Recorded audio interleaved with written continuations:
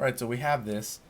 I just want to comment on when this drops in here, what you're going to want to do is take your knife and ever so gently, trying to make it so everybody can see here, ever so gently cut this in half, because we really want to wrap that around where that analog stick is going to go. And hopefully you can see in there I have a little bit of a crack, not a crack, but a crevice, I would say. And so I want to make sure that all those crevices are not there. So I'm going to pull this back, and as I lay it up there, push on the crack.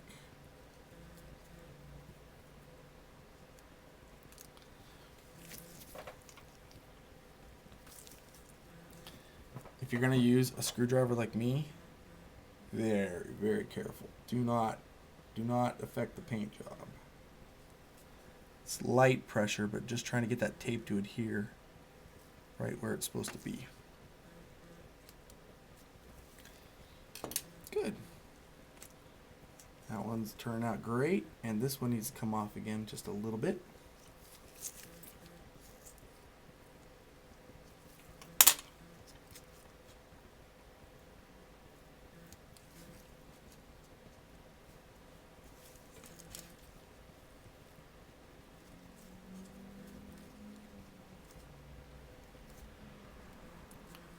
Voila.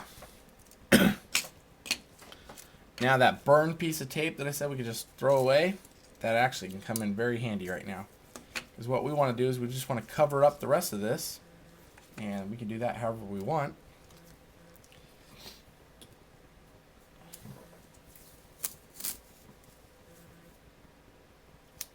And I think I'm going to use this one over here.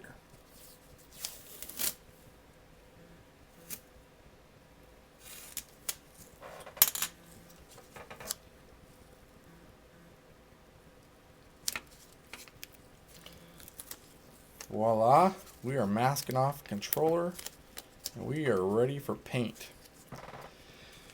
So I will show you the painting process in a moment here. Talk to you soon. Alright, so here we are, and we're about to apply the blue to this controller. And I just want to point out that, as you can see, these are very, very light coats of paint going on here. You want to be very careful, especially with the vinyl and fabric dye, to not try and get the solid color on the first coat. You're going to want to do at least 3 coats, very, very light, and then I'm going to move on to all the little parts here. And you'll see that if you notice the paper below the parts, it's not getting covered very much either. And that's a good little indicator to see whether or not you're shooting too much. You don't want to have a solid, like in this one, blue sheet of paper when you're done, because you want to do this at least 3 times. That's it. And there we go. Come out and do another coat in about 15 minutes. Alright everybody, welcome back. Doing the two-tone racing stripe controller. I couldn't wait, sorry, so before the video even started up here, I peeled back the center. Looks pretty cool. So I just wanted to get this on video showing you what it's like when you unveil it for the first time here. So we're gonna take off the outer edge first, very carefully, because I only waited a day. So you don't want to damage the paint, and paint's still a little tender. Like I said, you want to wait weeks before you actually start playing with this controller. The longer you wait, the better your paint job's going to last. Here we go. We're going to take this one off, if it'll come off. There we go. Gently. Wow, that's going to be awesome. It's going to be awesome. Alright, and trying to handle this controller without touching anything that's vital to be painted. So I don't want to get any oil on it. I still have to do my clear coat, so you want to keep that in mind. Don't handle it even after you've painted this far, because you do have to clear coat. And oil will damage your clear coat just like oil will damage the regular paint. And here we go.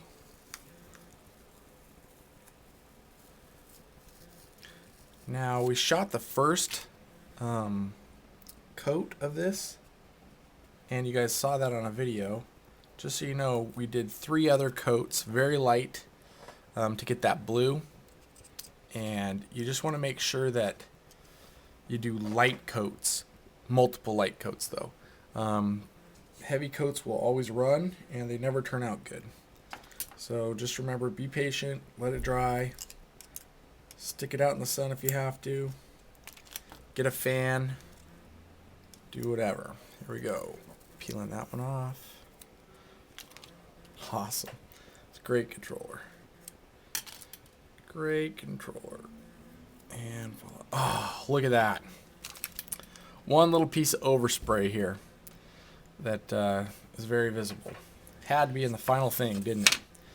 All right, but that's where we're at so far. I'm gonna start the clear coat.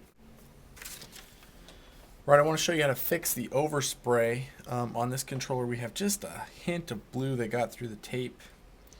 So what you want to do is you want to set up your boundary with tape, and then come down here, and we're going to tape paper back onto it. And that's because all this is really fragile and brand new, and I don't want to mess up the blue. So it's dried to the touch, but I don't want to be digging in it, putting tape on it, ripping it off, and killing it. So just wanted you to see how we're going to do that, and that way if you want to try and fix any problems you might have, you could do it also.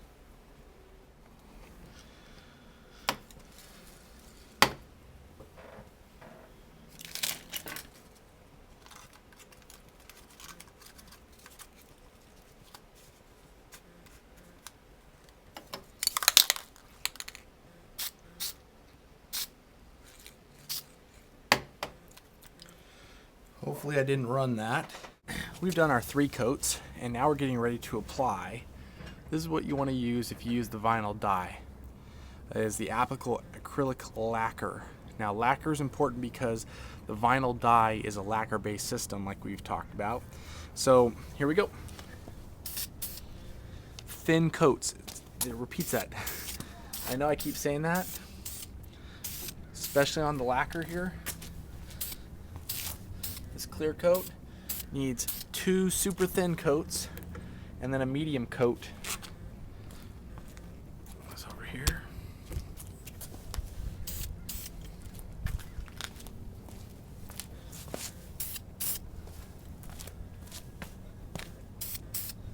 Thin, very thin, think thin.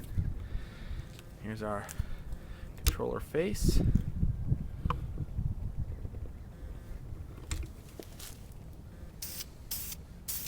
Very thin.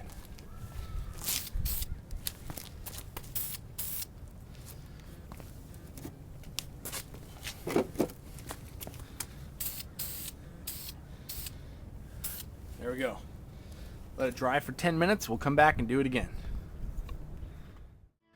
So after 3 coats, we are left with this controller after it's all put back together. Remember, the last lacquer area is going to be, the clear coat's going to be 2 thin coats, 1 heavy coat, or they call it a medium wet coat, where you can just see it getting wet. You don't want to run it. Wait another good day before. This is the part where if you can wait as long as possible before you put it back together, the better off your paint job's going to be. Hope you guys like it, and we'll be coming out with some more videos.